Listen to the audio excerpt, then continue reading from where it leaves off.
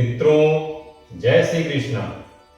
मैं पंडित रमेश कुमार चौबे आप सबका महामाया शक्तिपीठ में हार्दिक अभिनंदन करता हूं, आत्मीय स्वागत करता हूं। आशा करता हूं आप परमात्मा की कृपा से सपरिवार आनंदमय जीवन व्यतीत कर रहे होंगे। मित्रों, जीवन की 16 संस्कारों में से सबसे महत्वपूर्ण संस्कार है विवाह संस्कार। और विवाह संबंध तय करने के लिए आवश्यक हो जाता है वर और कन्या के कुंडलियों का मिलान करना। माता पिता जब किसी ज्योतिषी के पास जाते हैं और ज्योतिषी उनकी कुंडली में मंगल दोष है ऐसा बता करके विवाह में रोक लगा देते हैं। उस स्थिति में माता पिता की चिंता स्वाभाविक है। यद्यपि अधिकांश कुंडलियों में यह देखा गया है कि कुंडली अमांगलिक होती है, लेकिन कम जानकारी के कारण उसे मंगल दोष से प्रभावी बता दिया जाता है। आइए विश्लेषण करते हैं मंगल दोष क्या है, इसके प्रकार क्या है और इसके परिहार क्या है। मंगल दोष के बारे में ज्योतिष शास्त्र में कहा गया है, लग्ने व्यये च पाताले, लग्ने व्यये च पाताले जामित्रे चाष्टमे कुजे, कर्ता भर्तुर विनाशाय भर्ता पत्नी विनाशकृत। लग्ने अर्थात लग्न भाव, व्यय अर्थात द्वादश भाव।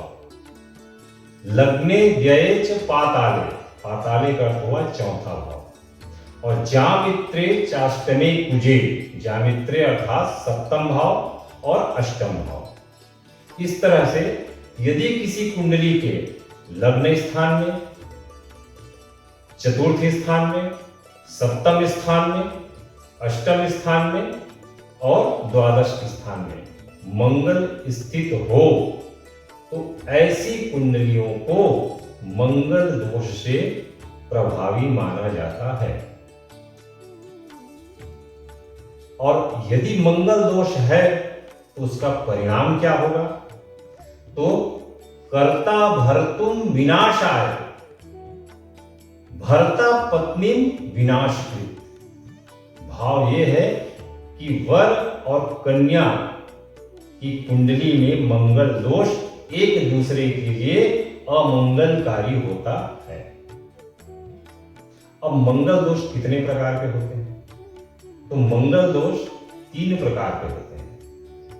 पहला भाव तो सामान्य मंगल दोष, दूसरा द्विबल मंगल दोष और तीसरा त्रिबल मंगल दोष। सामान्य मंगल दोष का वही है, यदि किसी कुंडली में 1, 4, 7, 8, 12वें भाव में मंगल स्थित हो तो वह मंगल दोष कहलाता है। द्विबल मंगल दोष किसे कहेंगे? तो यदि किसी कुंडली में इन्हीं 1, 4, 7, 8 और 12 भाव में मंगल स्थित हो और वह मंगल कर्क राशि का हो अर्थात नीच का मंगल हो, ऐसा मंगल का प्रभाव 2 गुना हो जाता है। अथवा 1, 4, 7, 8, 12 भाव में मंगल स्थित हो किसी एक भाव में और शेष 4 भाव में सूर्य, शनि, राहु में से कोई एक ग्रह स्थित हो तो उस स्थिति में भी मंगल का प्रभाव 2 गुना हो जाता है। इसलिए इसको द्विबल मांगलिक योग कहते हैं। तीसरा त्रिबल मांगलिक योग, कर्क राशि का मंगल हो 1, 4, 7, 8, 12 भाव में और इन्हीं मंगल के साथ शनि या राहु की युति हो, ऐसी कुंडली में मंगल का प्रभाव 3 गुना हो जाता है। इसलिए इसे त्रिबल मांगलिक योग कहते हैं। मित्रों, अब आइए मंगल के परिहार के बारे में विश्लेषण करते हैं। परिहार किसे कहते हैं? तो परिहार का अर्थ है वह सूत्र या वह सिद्धांत जिसके द्वारा मंगल दोष का प्रभाव स्वयं ही समाप्त हो जाता है। ऐसे सूत्र या सिद्धांत को या ऐसी स्थिति को जो कुंडली में निर्मित होती है मंगल का परिहार कहते हैं। पहला, ये सामान्य प्रचलन है कि यदि वर मंगल है तो मांगलिक कन्या से विवाह करा दीजिए, या कन्या मांगलिक है तो वर मंगल से विवाह करा दीजिए, तो उनका मंगल दोष का प्रभाव अपने आप समाप्त हो जाता है।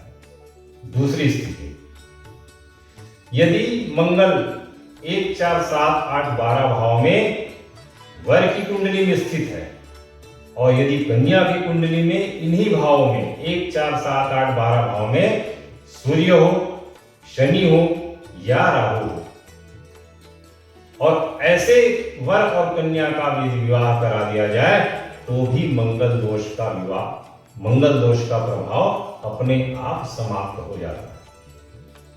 तीसरी स्थिति बड़ी महत्वपूर्ण स्थिति है। अजे लग्ने व्यये चापे पाताले वृश्चिके कुजे वृषे जाये घटे रंध्रे भौम दोषो न विद्यते।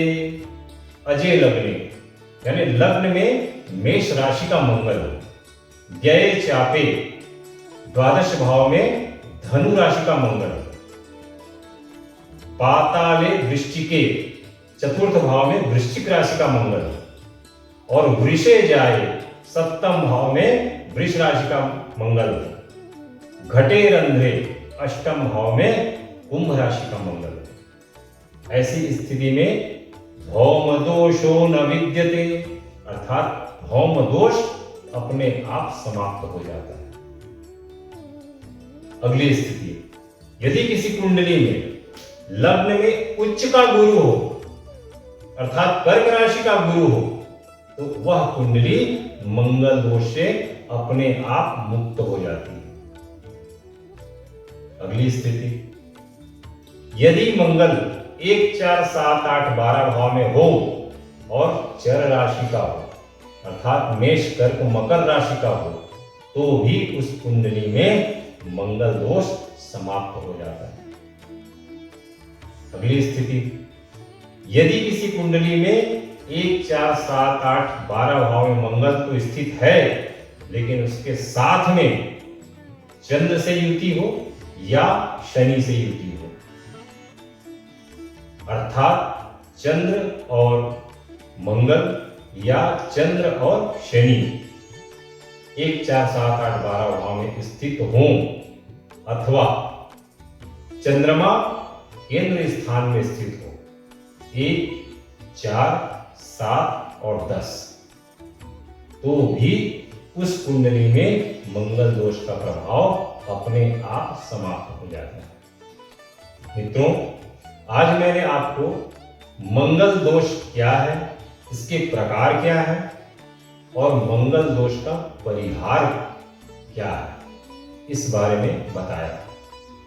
यदि आपको मेरी यह जानकारी अच्छी लगी होगी, पसंद आई होगी, उपयोगी लगी होगी तो लाइक कीजिए, शेयर कीजिए और सब्सक्राइब कीजिए। साथ ही साथ बेल आइकन को अवश्य प्रेस कीजिएगा। जय श्री कृष्ण।